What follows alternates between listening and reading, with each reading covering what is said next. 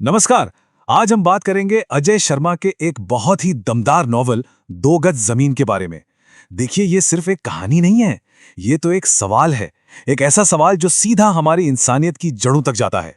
तो चलिए शुरुआत ही इसी सवाल से करते हैं। सोचिए जरा, एक इंसान को इज्जत से, सम्मान से जीने के लिए आखिर क्या चाहिए होता है? बस यही सवाल है जिसे ये नॉवल बहुत ही मार्मिक ढंग से हमारे सामने लाकर रख देता है। तो इस नॉवल का नाम है दो गज जमीन। अब इसका मतलब तो सीधा साधा है 2 यार्ड्स ऑफ लैंड, लेकिन इसका जो असली मतलब है ना, वो बहुत गहरा है।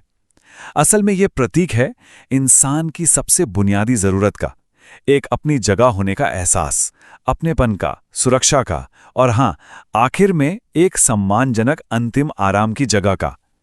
पूरी की पूरी कहानी इसी एक विचार के इर्द गिर्द घूमती है। तो आगे हम क्या क्या देखने वाले हैं? सबसे पहले तो इस टाइटल के पीछे छिपे गहरे मतलब को समझेंगे। फिर कहानी के संघर्ष की दुनिया में उतरेंगे, वहां के किरदारों से मिलेंगे। इसके बाद जमीन और जिंदगी से जुड़े थीम्स पर बात करेंगे और आखिर में देखेंगे कि लेखक हमें क्या संदेश देना चाहते हैं। तो चलिए शुरू करते हैं पहले पॉइंट से। दो गज जमीन का ये जो टाइटल है, ये सिर्फ मिट्टी का एक टुकड़ा नहीं है, ये उससे कई कई ज्यादा है। दो गज जमीन, ये एक मेटाफर बन जाता है। किस चीज का?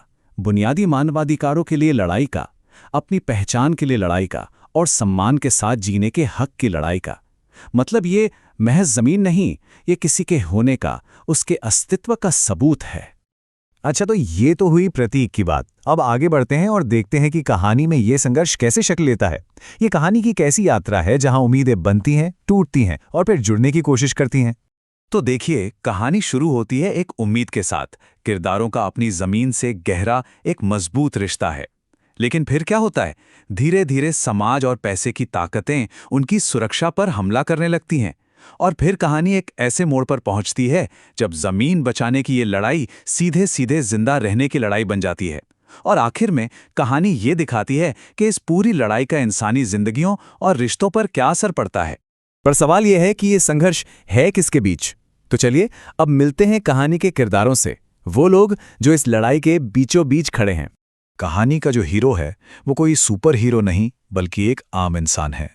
एक ऐसा इंसान जो अपने पुरखों के हक और अपनी इज्जत के लिए बिना थके लड़ता है। असल में वो हर उस आम इंसान की आवाज़ है जो अपने छोटे से वजूद को बचाने के लिए एक बहुत बड़ी, बहुत ताकतवर व्यवस्था से टकरा रहा है। और उसके सामने कौन खड़ा है? कोई एक विलन नहीं, नहीं।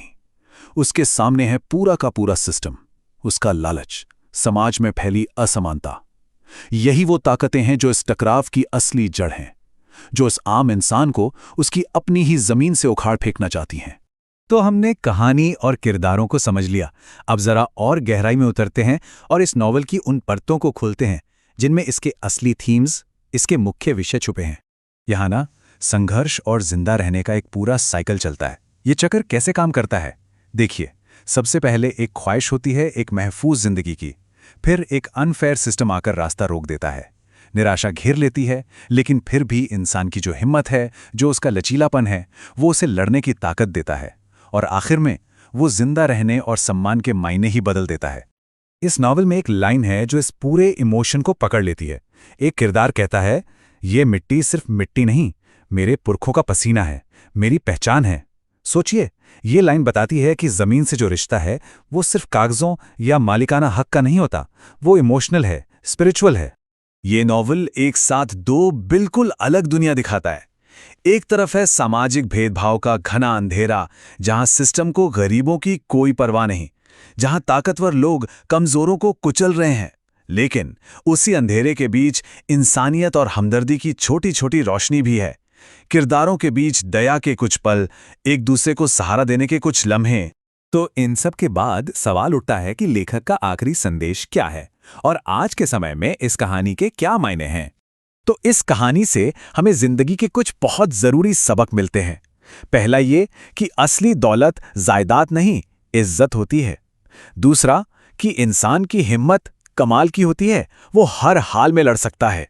तीसरा, समाज में इंसाफ लाना किसी एक की नहीं, हम सबकी जिम्मेदारी है। और ये भी कि अपनी जड़ों से जुड़ा रहना इंसान की एक बुनियादी जरूरत है। और सबसे बड़ी बात कि कितनी भी मुश्किल घड़ी क्यों ना हो, हमदर्दी और करुणा हमेशा जिंदा रह सकती है। और यही वजह है कि ये कहानी आज भी उतनी ही रेलेवेंट है। क्यों? क्योंकि ये विकास के नाम पर होने वाले विस्थापन पर और हर इंसान के सम्मान से जीने के हक पर ऐसे सवाल उठाती है जो कभी पुराने नहीं होते। ये वही सवाल हैं जिनसे हमारा समाज आज भी इसी वक्त जूझ रहा है। और आखिर में ये कहानी हमें एक बहुत बड़े सवाल के साथ छोड़ जाती है। सोचिए, अगर एक इंसान की ज़रूरत इतनी मामूली सी है, बस 2 गज ज़मीन, तो फिर उसे पाने की लड़ाई इतनी बड़ी, इतनी भयानक क्यों हो जाती है? इस पर सोचने की ज़रूरत है।